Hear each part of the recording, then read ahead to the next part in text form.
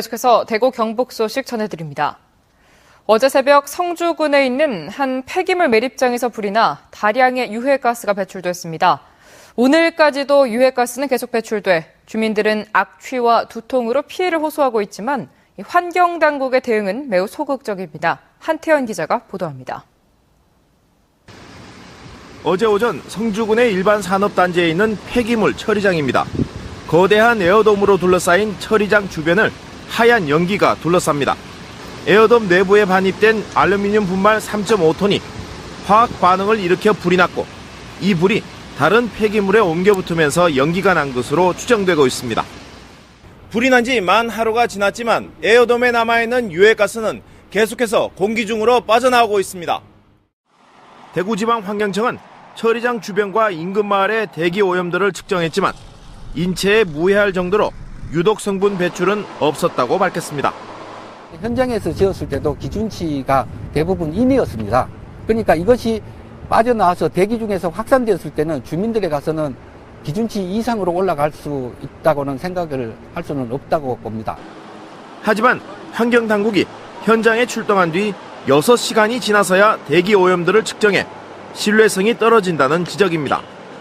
어제 이어 오늘도 처리장 주변과 인근 마을 곳곳에서 악취가 풍기면서 주민들은 피해를 호소하고 있습니다.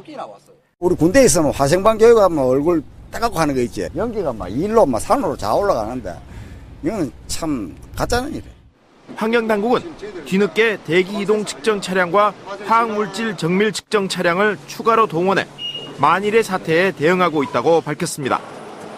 하지만 2년 전 구미 불산 사고를 비롯해 화학물질 배출 사고가 일어날 때마다 환경당국의 한 발 늦은 대응 방식은 주민들의 불안감만 키우고 있습니다. MBC 뉴스 한태현입니다. 대구시의원이 지난해 발의한 조례 재개정 건수가 전국 대도시 가운데 가장 적은 것으로 나타났습니다. 안전행정부가 내고장 알림위에 공시한 자료에 따르면 지난해 대구시의원이 발의한 조례 재개정은 19건으로 1인당 0.56건이었습니다. 이는 전국 7대 특별시와 광역시의회 가운데 가장 적었고 이들 의회의 평균인 1.18건과 비교해도 절반 정도에 불과했습니다. 대전시의회가 1인당 2.7건을 발의해 가장 많았고 광주시의회 2.1건, 인천시의회 1.63건의 순이었습니다. 한국수력원자력은 경주 월성원전 4호기가 제12차 계획 예방 정비를 위해 오늘 오전 9시 발전을 정지했다고 밝혔습니다. 계획 예방 정비 기간에는 사전에 수립된 계획에 따라 설비 검사와 점검, 정비 등이 이뤄지며 후쿠시마 원전 사고 후속 조치로 설치된 이동형 발전차의 성능도 시험합니다. 월성 4호기는 지난해 4월 6일 이후 무고장 안전 운영을 달성했으며 계획 예방 정비를 마치고 오는 7월 5일쯤 발전을 재개할 계획입니다. 대구지방법원 제12형사부는 지적장애 3급인 친딸을 2차례 성폭행한 혐의로 기소된 45살 박모 씨에게 징역 10년을 선고하고 80시간의 성폭력 치료 프로그램 이수를 명령했습니다. 재판부는 지적장애가 있는 미성년자 친딸을 2차례 성폭력한 것은 죄질이 매우 불량하고 피해자에게 평생 씻기 힘든 마음의 상처를 입혔다고 판결 이유를 밝혔습니다. 박 씨는 지적장애 3급인 친딸이 8살, 9살이던 2005년과 2006년 집에서 성폭행했는데 피해자의 딸이 고등학교에 입학해 성교육을 받고 교사에게 피해 사실을 말하면서 성폭행 사실이 알려졌습니다. 한편 제12형사부는 11살이던 지적장애 3급 친손녀를 3차례 성추행한 71살 전모 씨에게 징역 4년을 선고하고 역시 80시간의 성폭력 치료 프로그램 이수를 명령했습니다. 6.4 지방선거 후보 등록이 모두 끝나고 오는 20일부터는 공식 선거운동이 시작되지만 이 선거 분위기는 여전히 가라앉아 있습니다. 세월호 참사 등 어지러운 전국 상황이 장기화되면서 정책 선거가 실종될 수 있다는 우려가 나오고 있습니다. 서성원 기자가 보도합니다. 지방선거가 20일도 채 남지 않았지만 선거 분위기는 여전히 가라앉아 있습니다.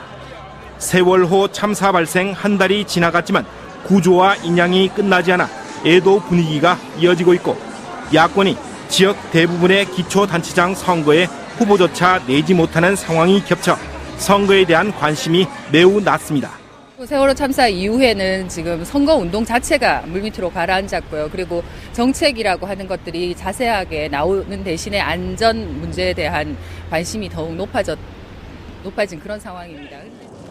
최근 들어 매니페스토 추진협의회, 지방분권운동, 선거관리위원회 등을 중심으로 정책 선거 분위기를 살려보려는 움직임이 조금씩 나타나고 있습니다. 실제로 가능한 정책을 누가 제시하고 있느냐, 그리고 그 정책이 우리 지역의 앞으로 발전에 실제로 의미 있게 어떤 도움이 되는 정책인가, 이거를 유권자들이 제대로 판단하는 노력들이 필요합니다. 묻지마 투표라든지 또 아니면 어떤 혈연 지연 확인에 어떤 얽매이는 그런 선거에서 떠나서 참 일꾼이 누구인가, 또 그 후보들, 그 정당이 제시하는 어떤 정책이 무엇이고 공약이 어떤가를 생각하면서 판단을 해야 된다 생각을 합니다. 유권자들의 무관심이 낮은 투표율로 이어지면 정책보다는 조직이나 지명도에서 앞선 후보의 당선 가능성이 그만큼 높아지고 결국 지역 발전의 역동성이 떨어지는 결과로 이어진다는 점에서 유권자들의 관심을 높이기 위한 노력이 필요해 보입니다. MBC 뉴스 서성원입니다. 주말인 오늘 대구와 경북 남부 지역은 초여름 날씨가 이어졌습니다. 오늘 낮 최고 기온은 대구 29.4도를 비롯해 청도 29, 구미 27.9도를 나타냈고 경북 북부와 동해안 지역은 22도에서 26도의 분포를 보였습니다. 내일도 대체로 맑은 가운데 대구의 낮 최고 기온이 30도까지 올라가는 등 대구와 경북 남부는 초여름 날씨가 계속 이어지겠습니다. 대구 기상대는 8개 시군에 건조주의보가 내려져 있다면서 산불 발생에 주의를 당부했고 다음 주 화요일쯤 비가 내릴 것으로 내다봤습니다. 프로축구 대구FC가 내일 오후 2시 강원FC를 상대로 2014 K리그 챌린지 10라운드 경기를 펼칩니다. 지난 홈 경기에서 부천에게 0대1로 패하며 5경기 연속 무패 행진이 중단된 만큼 대구FC로서는 내일 강원전 승리가 분위기 전환을 위해서라도 절실한 상황입니다. 대구문화방송은 역대 강원과의 홈 경기에서 4승 3무로 무패 행진을 달리고 있는 대구FC의 이번 10라운드 경기를 내일 오후 2시부터 텔레비전으로 중계방송합니다. 경북 사회복지 공동모금회는 도내 한부모 가정 자녀와 할아버지 할머니와 생활하는 자녀들의 교복 구입비 1억 4천만 원을 지원합니다. 대구 경북 소식이었습니다.